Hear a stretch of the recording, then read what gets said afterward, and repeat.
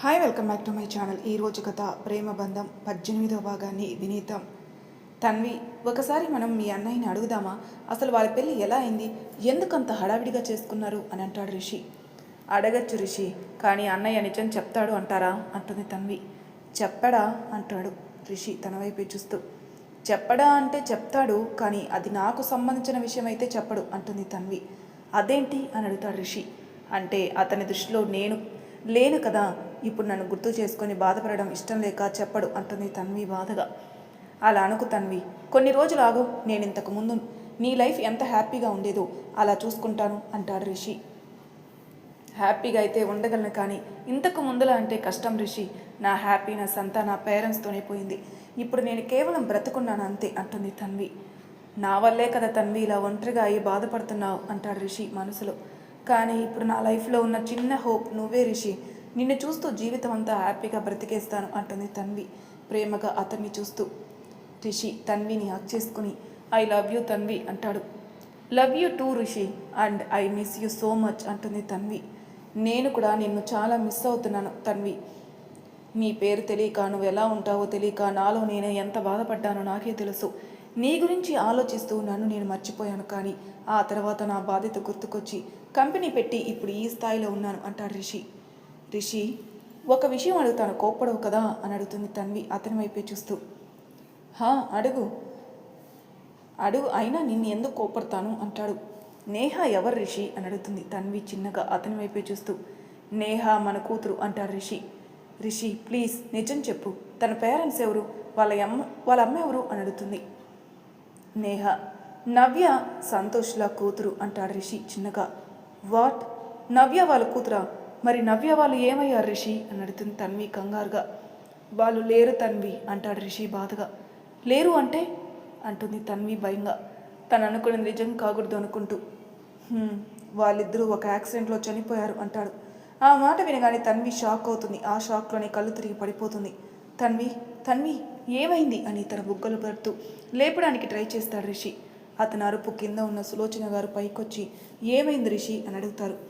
అమ్మ తనకి కళ్ళు తిరిగాయి, నువ్వు తన్ని పట్టుకో, నేను వెళ్ళి వాటర్ తీసుకుని వస్తాను అని చెప్పి కిందికి వెళ్ళి వాటర్ తీసుకుని వస్తాడు రిషి. తన ఫేస్ మీద కొంచెం వాటర్ స్ప్రింకిల్ చేస్తాడు రిషి. దానితో చిన్నగా కళ్ళు తెరిచి అతని వైపే చూస్తుంది. అతని కళ్ళల్లో నీళ్లు తిరుగుతాయి. ఏమైంది తన్వి, ఎందుకు ఇలా పడిపోయావు అని అడుగుతారు. సులోచన గారు కంగారుగా ఆమె వైపే చూస్తూ ఏం లేదాంటీ, ఇప్పుడు బాగానే ఉన్నాను అంటుంది తన్వి. సరిగ్గా తినకపోతే ఇలానే అవుతుంది. రే రిషి, నువ్వు తనని చూస్తూ ఉండు, నేను ఇప్పుడే వస్తాను అని చెప్పి కిందికి వెళ్తారు ఆవిడ. రిషి నువ్వు చెప్పింది అబద్ధం కదా, నవ్య వాళ్ళకి ఏం కాలేదు కదా అంటుంది తన్వి చిన్నగా వెక్కిలి పెడుతూ. ఆమె అలా అడుగుతుంటే అతని కళ్ళల్లో నీళ్లు తిరిగాయి. తనని గుండెకి హత్తుకొని నిజం రా అంటాడు రిషి బాధగా. తన్వి ఏడుస్తూనే ఉంటుంది. తనకు అసలు మాటలు రావట్లేదు.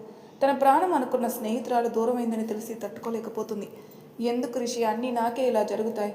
ముందు అమ్మ నాన్న దూరం అయ్యారు, ఇప్పుడు నవ్య కూడా లేదు, ఎందుకు ఇదంతా నాకే జరుగుతుంది అని ఏడుస్తూ ఉంది తన్వి. ప్లీజ్ తన్వి ఏడవకు, నువ్వు ఏడుస్తూ ఉంటే నేను తట్టుకోలేను అంటాడు రిషి తన కన్నీళ్లు తుడుస్తూ. చాలా బాధగా ఉంది రిషి అంటుంది. నీకు తెలుసా, నవ్య నేను ఫ్రెండ్స్ లాగా కాదు, సిస్టర్ లాగా ఉండేవాళ్ళం. అందరూ మా ఫ్రెండ్షిప్ని చూసి అసూయపడేవారు. నేను నిన్ను ప్రేమిస్తున్న విషయం కూడా ముందు నవ్యాకే చెప్పాను. తన ప్రేమ విషయం కూడా నాకే చెప్పింది ముందు. ఇద్దరం ఒకరికి తెలియకుండా ఒకరం ఎప్పుడూ ఏ పని చేయలేదు. నాకు ప్రాబ్లం స్టార్ట్ అయినప్పుడు తనకి చెప్పాలనుకున్నాను, కానీ అప్పుడు చెప్తే టెన్షన్ పడుతుందని చెప్పలేదు. తీరా చెప్పాలి అనుకునే టైంలో నేను తనకి దూరం అయ్యాను, కానీ ఇప్పుడు అసలు తను నాకు అందనంత దూరంలో ఉంది అంటుంది తన్వి ఏడుస్తూ. ఏడవకు తన్వి, తను లేకపోయినా నేహ ఉంది కదా మనకి, నువ్వు నవ్యాని నేహాలా చూసుకో అంటాడు రిషి. రిషి అసలు నవ్య వాళ్ళకి యాక్సిడెంట్ అవ్వడం ఏంటి? సంతోష్ చాలా జాగ్రత్తగా డ్రైవ్ చేస్తాడు కదా అంటుంది తన్వి. వాడు చాలా జాగ్రత్తగానే డ్రైవ్ చేస్తాడు, కానీ ఎదురుగా వస్తున్న లారీ ఢీ కొట్టడంతో వాడు అక్కడే చనిపోయాడు. ఇక నవ్య కొన ఊపిరితో ఉంది. తను అప్పుడు ప్రెగ్నెంట్. కారులో ఉండగా నొప్పులు రావడంతో తనను పక్కనున్న వాళ్ళు హాస్పిటల్కి తీసుకుని వెళ్ళారు. సంతోష్ కాంటాక్ట్స్లో లాస్ట్ నా నెంబర్ ఉండడం చూసి నాకు కాల్ చేశారు.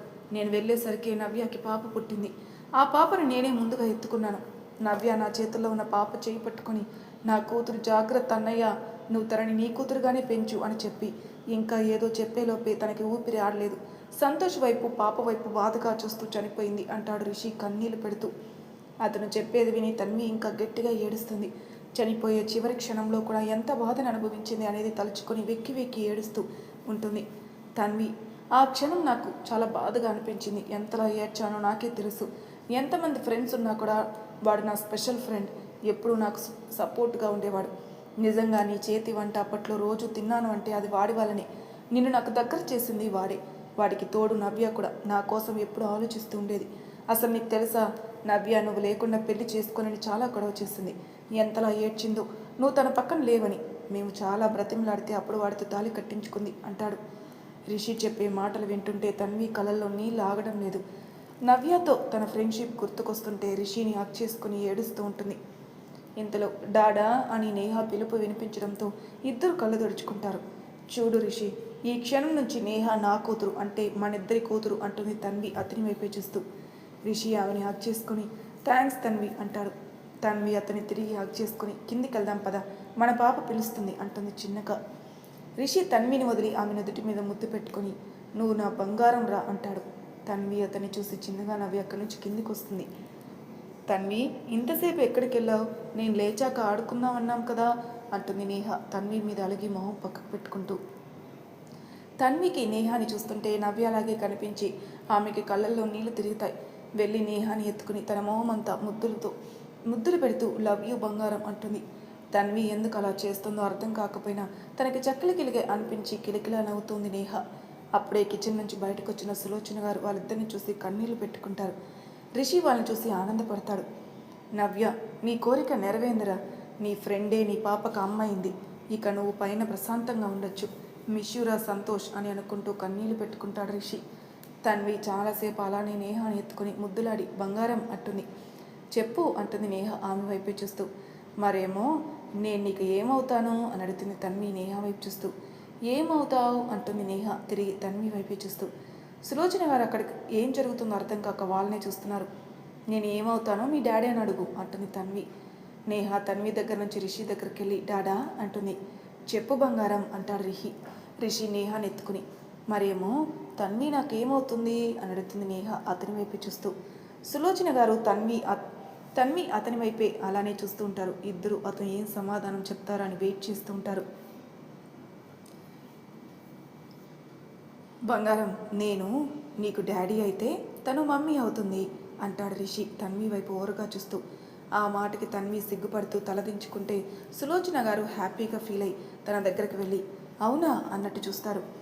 తన్వి అవును అంటుంది చిన్నగా. నా బంగారమే అని తన్వి నుదుటిన ముద్దు పెడతారు. తన్వి, మీకు ఇష్టమేనా అని అడుగుతుంది. నేను ముందే అనుకున్నాను, కానీ ఈ మనసులో ఏముందో తెలియదు కదా, అందుకే ఆగిపోయాను. కానీ ఇప్పుడు నాకు చాలా హ్యాపీగా ఉంది అంటారు ఆవిడ. ఆ మాటకి తన్వి చిన్నగా నవ్వుతుంది. నేహ మమ్మీ అనగానే కళ్ళు పెద్దవి చేసి నిజమా అంటుంది. డాడా, నీకెప్పుడైనా అబద్ధం చెప్పారా అంటాడు రిషి. నో అంటుంది నేహ. కదా అంటే నిజమే కదా అంటాడు రిషి. నేహ నోటి మీద చేయి పెట్టుకుని నిజంగానే మా మమ్మీ నా తన్వి అంటుంది నేహ. నిజంగా బంగారం అంటాడు రిషి. నేహ తన్వి వైపు చూసి మమ్మీ అంటుంది. ఆ మాట వినగానే తన్వి కళ్ళల్లో నీళ్లు తిరుగుతాయి. వెంటనే తన దగ్గరికి వెళ్ళి ఇంకోసారి పిలువు బంగారం అంటుంది తన్వి కన్నీళ్లతో. మమ్మీ అంటుంది నేహ. తన్వి వెంటనే తన్ని ఎత్తుకుని మొహం మొత్తం ముద్దులు పెడుతూ నా బంగారం మళ్ళీ ఒకసారి పిలువు అని తన్ని గుండెకి హత్తుకొని కన్నీళ్లు పెడుతుంది. ఏడవకు తన్వి, ఇది నువ్వు బాధపడాల్సిన సమయం కాదు, నువ్వు ఆనందపడాల్సిన సమయం. మన కూతురిని ఇంక నుంచి నువ్వు పక్కనే ఉండి చూసుకోవాలి. నేను ఏం చెప్తున్నానో నీకు అర్థమైందనుకుంటా అంటాడు రిషి. హా రిషి గారు అంటుంది తన్వి. ఇంకా గారు ఏంటి తన్వి, చక్కగా రిషి అని పిలువు అని రిషి దగ్గరికి వెళ్ళి అతని నుదుటి మీద ముద్దు పెట్టుకుని చాలా హ్యాపీగా ఉంది రిషి, నా కోడలు నాకు చాలా నచ్చింది అంటారు సులోచన గారు. నీకు ఇష్టమే కదమ్మా అంటాడు రిషి. నాకు చాలా ఇష్టం రా, కానీ ఎన్నిసార్లు అడిగినా నువ్వు అసలు పెళ్ళే వద్దన్నావు, అందుకే తన్వి విషయం నేను నిన్ను అడగలేదు అంటారు ఆవిడ. థ్యాంక్స్ అమ్మా, అలానే నీకు ఒక విషయం చెప్పాలి అంటాడు రిషి. ఏంటి కన్నా అది అని అడుగుతారు. ఈ విషయం అప్పుడే చాందినికి చెప్పకు అంటాడు రిషి. అలాగే కానీ ఎందుకు అంటారు ఆవిడ. దానికి కూడా ఒక కారణం ఉందమ్మా, కానీ నీకు అది అప్పుడే చెప్పలేను అంటాడు రిషి. అలాగే కన్నా, నువ్వేం చేసినా ఆలోచించే చేస్తావని నాకు తెలుసు అంటారు ఆవిడ. ఇద్దరు నేహ వైపే చూసేసరికి తన్వి మెడ చుట్టూ చేతులు వేసి తన్వి చెప్పే మాటలన్నీ వింటూ ఉంటుంది. వాళ్ళని అలా చూసిన రిషి సులోచన గారు చిన్నగా నవ్వుకుంటూ ఉంటారు. ఇన్ని రోజులు నేహ గురించి భయం ఉండేది కన్నా, కానీ ఇప్పుడు ఆ భయం లేదు అంటారు ఆవిడ వాళ్ళని చూస్తూ. నాకు కూడా అమ్మ, నేను ఎప్పటి నుంచో అనుకుంటున్నాను తన్వి తప్ప తనని ఎవరు ఇంతలా ప్రేమించరని. నా నమ్మకం ఎంతవరకు నిజమో చూడాలి అంటాడు రిషి. ఖచ్చితంగా నువ్వు నమ్మింది నిజమవుతుంది అంటారు సులోచన గారు. రిషి చిన్నగా నవ్వుతాడు ఆ మాటకి. సరే ఉండు, ఈ శుభ సందర్భంలో ఏదైనా స్వీట్ చేసి తీసుకొని వస్తాను అని కిచెన్లోకి వెళ్ళారు. రిషి అక్కడే ఉన్న సోఫాలో కూర్చుని వాళ్ళని చూస్తూ అసలు తన్వి లైఫ్ అలా అవ్వడానికి గల కారణం ఏంటా అని ఆలోచిస్తుంటాడు. రూమ్లో మనోజ్ తన ఫోన్ చూసుకుంటూ ఉంటాడు. ఏమండి అంటుంది చాందిని అక్కడికొచ్చి. హా చెప్పు బంగారం అంటాడు మనోజ్. మీతో కొంచెం మాట్లాడాలి. ఏం మాట్లాడాలి అన్నాడు మనోజ్. నాకు అన్నయ్యని చూడాలని ఉందండి. ఎందుకో ఈ మధ్య అన్నయ్య చాలా గుర్తుకొస్తున్నాడు అంది చాందిని బాధగా. సారీ బంగారం, నా వల్ల నువ్వు నీ ఫ్యామిలీకి దూరం అయ్యావు అంటాడు మనోజ్ బాధగా. అయ్యో అలా అనకండి, మీరేం చేస్తారని అలా మాట్లాడుతున్నారు. మీరు ఇలా బాధపడతారని తెలిసి ఉంటే నేను అసలు ఈ విషయం అడిగేదాన్నే కాదు అంటుంది చాందిని. లేదురా, నువ్వన్నావని కాదు, నిజంగా నా వల్ల నువ్వు నీ వాళ్ళకి దూరం అయ్యావు. ఆ విషయం నేను మర్చిపోయాను అంటాడు. ప్లీజ్ అలా మాట్లాడకండి, మీరేం చేసినా నా మంచి కోసమే చేస్తారు. ఇంకోసారి అలా మాట్లాడి మన మధ్యలో దూరం తీసుకొని రాకండి అంది చాందిని. సరే ఇంకెప్పుడు మాట్లాడలే, కానీ ఇప్పుడు మనం ఇండియా వెళ్ళడం అంటే కష్టమేమోరా. మొత్తం లాక్డౌన్ అన్నారు, ఫ్లైట్స్ కూడా ఏం లేవు అంటాడు మనోజ్. మరి నేను అన్నయ్యని ఎప్పుడు చూడడం అవుతుంది అంటుంది చాందిని. నేను ఒకసారి బావని అడుగుతాను, ఏవైనా స్పెషల్ ఫ్లైట్స్ ఉంటాయేమో అని. ఆ తర్వాత మనం ఏం చేయాలో ఆలోచిద్దాం అంటాడు మనోజ్. అలాగే అండి అంటుంది చాందిని. ఇంతకీ పిల్లలు ఏం చేస్తున్నారు అంటాడు మనోజ్. వాళ్ళు మన గార్డెన్లో ఉన్నారు, కొత్తగా వచ్చిన మొక్కలు వేస్తున్నారు అంటుంది చాందిని. ఆ మాట వినగానే మనోజ్ కళ్ళ ముందు తన్వి మొదలుతుంది. తనకు కూడా ఇలానే కొత్త మొక్కలంటే చాలా ఇష్టం. ఎప్పుడు కూడా కొత్త మొక్కలు తెచ్చిన వాటి దగ్గరే తన టైం అంతా స్పెండ్ చేసేది. అదంతా గుర్తుకు రాగానే తన కళ్ళల్లో నీళ్లు తిరుగుతాయి. కానీ అవి చాందిని చూడకుండా తుడుచుకొని పద మనం కూడా వెళ్దాం అని అంటాడు మనోజ్ బెడ్ మీద నుంచి లేస్తూ. అలాగే అని ఇద్దరు గార్డెన్లో ఉన్న పిల్లల దగ్గరకు వచ్చి వాళ్ళతో ఆడుకుంటూ టైం స్పెండ్ చేస్తూ ఉంటారు. ప్రీతి ఎక్కడున్నావే అంటాడు సూరజ్. అబ్బబ్బా వీడొకడు, అనవసరంగా వీడి దగ్గర వచ్చి బుక్ అయ్యాను. ఆ రోజు కనుక లేట్ అయినా పర్వాలేదు అని ఇంటికి వెళ్ళిపోయి ఉంటే ఈ రోజు నాకు ఇలాంటి సిచ్యువేషన్ వచ్చేదే కాదు అని అతన్ని తిట్టుకుంటూ ఉంటుంది ప్రీతి. హేయ్, చెవులు ఏమైనా పోయాయా, వినిపించడం లేదా అని అరుస్తాడు సూరజ్. వామ్మో వీడికి ఏదో వచ్చింది అనుకుంటూ బయటకు వచ్చి ఏంటి అంటుంది. సూరజ్ వచ్చి ప్రీతి గొంతు పట్టుకుని ఏంటే నాటకాలు ఆడుతున్నావా, పిలిస్తే రావాలని తెలీదా అంటాడు సూరజ్ కోపంగా. సూరజ్ కోపం చూసి భయపడుతూ తన గొంతు మీద ఉన్న చేతిని తీయాలని చూస్తుంది ప్రీతి.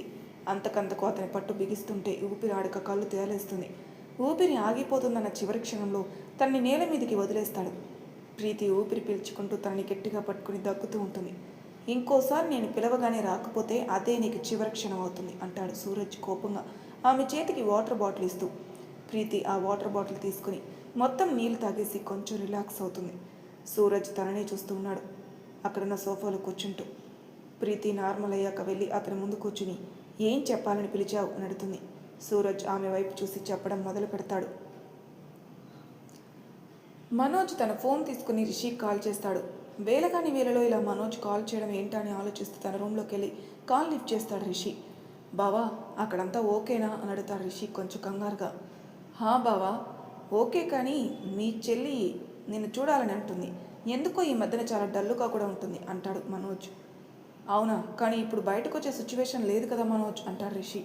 నిజమే బావా, కానీ తను అలా డల్లుగా ఉంటే నేను చూడలేకపోతున్నాను. నా వల్ల తను నీకు దూరం అయిందనే భావన కలుగుతుంది అంటాడు మనోజ్ బాధగా. అయ్యో బావా, నువ్వు అలా ఫీల్ అవ్వాల్సిన అవసరం లేదు. నిజానికి తను నీ దగ్గర ఉంది కాబట్టి హ్యాపీగా ఉంది అంటాడు రిషి.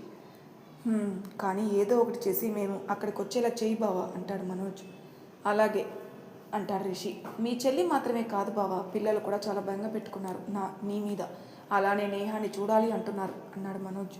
అవునా, సరే నేనేదో ఒకటి చెప్తానులే అని చెప్పి ఇంకొంచెం సేపు అతనితో మాట్లాడి కాల్ కట్ చేస్తాడు రిషి. నిజమే, ఇప్పుడు బయటికి వెళ్ళే సిచ్యువేషన్ లేదు కాబట్టి పిల్లలు చాందిని బెంగ పెట్టుకుని ఉంటారు. ఎలా అయినా వాళ్ళని ఇక్కడికి తీసుకొని రావాలి అనుకుంటూ ఉంటాడు రిషి. ఏమైంది రిషి, ఏదో సీరియస్గా ఆలోచిస్తున్నావు అంటుంది అప్పుడే అక్కడికి వచ్చిన తన్వి. ఏం లేదు తన్వి, మీ అన్నయ్య వదిన ఇక్కడికి రావాలి అంటున్నారు. అదే విషయం గురించి ఆలోచిస్తున్నాను. అవునా, ఏమైంది ఇంత సడన్గా, అక్కడంతా బాగానే ఉందా అని అడుగుతుంది తన్వి కంగారుగా. హా తన్వి, అంతా బాగానే ఉంది, కాకపోతే పిల్లలు చాందిని మా మీద బెంగ పెట్టుకున్నారంట. అదే విషయం చెప్తున్నాడు మీ అన్నయ్య. అవునా, కానీ ఎలా రిషి, ఇప్పుడు వాళ్ళు రావడానికి వీలవుతుందా అని అడిగింది. నేను కూడా అదే ఆలోచిస్తున్నాను. తన్వి కూడా అతని పక్కన కూర్చొని ఆలోచిస్తూ ఉంటుంది. ఈలోపు అతనికి తన ఫ్రెండ్ జై గుర్తుకొస్తాడు. వెంటనే ఫోన్ తీసి అతనికి కాల్ చేస్తాడు. చెప్పు రిషి అంటాడు జై. రే, చెల్లి వాళ్ళు ఇక్కడికి రావాలనుకుంటున్నారు, దానికి ఏమైనా మార్గం ఉందా అని అడిగాడు రిషి. ఇప్పుడేంట్రా సడన్గా, అయినా ఇలాంటి టైంలో వాళ్ళు బయటకు ఎందుకు అని అడుగుతాడు జై. నిజమే, కానీ వాళ్ళు అక్కడ ఉండలేకపోతున్నారంట్రా, అందుకే బావ కాల్ చేశాడు. సరే, next week special flight arrange చేసే ఆలోచనలో ఉన్నారు మన గవర్నమెంట్ వాళ్ళు. అందులో మన వాళ్ళు రావడానికి అవుతుందేమో, నేను కనుక్కొని చెప్తానులే అంటాడు జై. అలాగే జై, నువ్వు ఏదో ఒకటి చెయ్యి, కావాలంటే వాళ్ళు ఇక్కడికి రావడానికి ఎంత ఖర్చు అయినా నేను భరిస్తాను. గవర్నమెంట్ వాళ్ళతో మాట్లాడి ఇంకో ఫ్లైట్ కూడా అరేంజ్ చేయించు అంటాడు రిషి. ఇది నువ్వు అనుకునే అంత చిన్న విషయం కాదు రిషి అంటాడు జై. ఐ నో జై, బట్ నేను ఛాన్స్ తీసుకోలేను, అందుకే అడుగుతున్నాను. ఒకసారి నేను చెప్పింది అక్కడ వాళ్ళతో డిస్కస్ చేయి అంటాడు రిషి. ఓకే రిషి, అలాగే చేస్తాను. ఇప్పుడు కొంచెం వర్క్లో ఉన్నాను, మళ్ళీ చేస్తానులే అని కాల్ కట్ చేస్తాడు జై. రిషి కూడా కాల్ కట్ చేసి తన్వి వైపు చూస్తాడు. రిషి, నీకు చాందిని అంటే చాలా ఇష్టం కదా అంటుంది తన్వి నవ్వుతూ. ఇష్టం కాదు, చాలా ఇష్టం. చిన్నప్పటి నుంచి ఇద్దరం కలిసి పెరిగిన తనను నేను నా కూతురులా అనుకున్నాను. తను కూడా ఏ విషయమైనా ముందు నాతో చెప్పకుండా చేసేదే కాదు. ప్రతి విషయంలో నా సలహా లేకుండా తను ఏ పని చేయలేదు. కానీ ఒకే ఒక్క విషయం నా దగ్గర దాచింది, అది తన ప్రేమ విషయం. ఆ రోజు నేను ఎంత బాధపడ్డానో నాకు మాత్రమే తెలుసు. ఎందుకంటే అన్ని విషయాలు చెప్పి చేసిన చెల్లి తన జీవితంలో మోస్ట్ ఇంపార్టెంట్ అకేషన్ గురించి నాకు చెప్పలేదు. నిజానికి తన ప్రేమ విషయం నాకు ముందే చెప్పుంటే ఖచ్చితంగా నేను ఒప్పుకునేవాడిని. ఎందుకంటే నా చెల్లి ఏ నిర్ణయం తీసుకున్నా బాగా ఆలోచించే తీసుకుంటుందనే నమ్మకం నాకుంది. అందుకే తను చెప్పుంటే బాగుండు అనిపించింది. కానీ మనోజ్ సిచ్యువేషన్ ఏంటో నాకు తెలియదు. కానీ ఆ సిచ్యువేషన్లో అతను పట్టుబట్టబట్టే ఇద్దరు పెళ్లి చేసుకుని వచ్చారని నాకు అర్థమైంది. ఆ తర్వాత నేను మీ ఫ్యామిలీ గురించి ఎంక్వైరీ చేయడం, నువ్వు మీ పేరెంట్స్ యాక్సిడెంట్లో చనిపోయారని తెలిసింది. చాలా బాధ కలిగింది.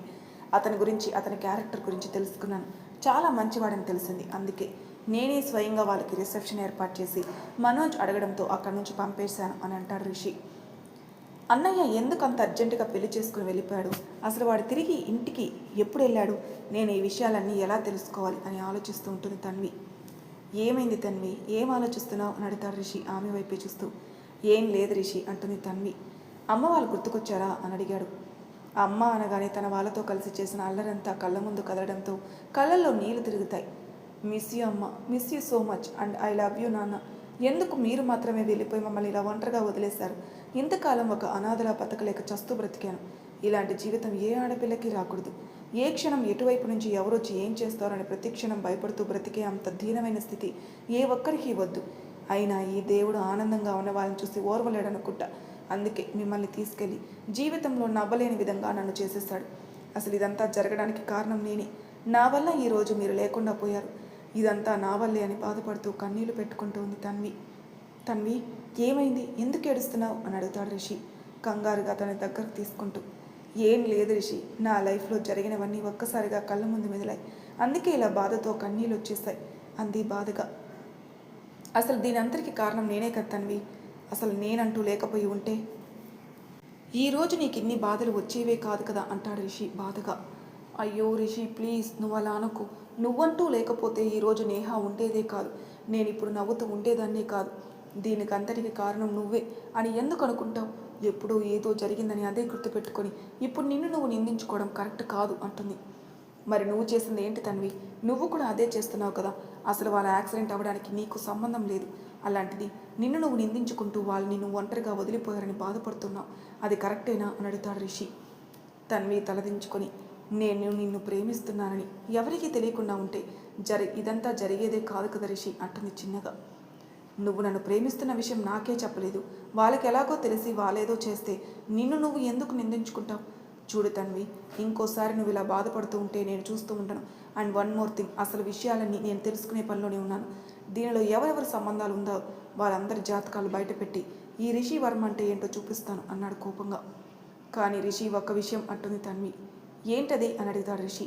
నువ్వేం చేసినా ఆలోచించి చెయ్యి, ఎందుకంటే ఇప్పుడు నీకు ఒక కూతురు ఉంది అంటుంది తన్వి. నాకు కూతురు మాత్రమే కాదు, కూతురికి ఒక మమ్మీ కూడా ఉంది.